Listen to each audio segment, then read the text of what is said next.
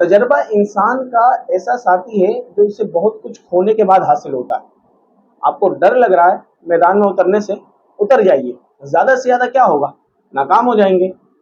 یاد رکھیں، میدان میں اترے بغیر اپنی ناکامی تسلیم کرنے سے بہتر ہے کہ اتر کر ناکام ہو جائے، کیونکہ اتر کر جب ناکام ہوں گے تو کم از کم آپ کے پاس تجربہ تو ہوگا، اور تجربے کا فائدہ کیا ہوگا کہ اگلی دفعہ کوشش کریں گے، کامیاب ہو جائیں گے۔ ورنہ شاید زندگی بھر آپ میدان میں اترے ہی نہیں، اسی خوف سے کہ کہیں میں ہار نہ جاؤں۔ تو ہارنے کے بعد جو تجربہ حاصل ہوتا ہے وہ بندے کو آگے بڑھنے کی قوت دیتا ہے۔ اسی طرح کوئی کام کرنے لگے ہیں، کوئی کام کرنا چاہ رہے ہیں، تو اپنے بڑوں کے تجربوں سے فائدہ اٹھائیں۔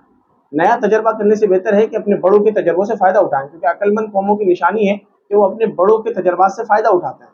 اللہ کریم ہم سب کو دنیا و آخرت میں کامیابی کامرانی عطا فرمائے۔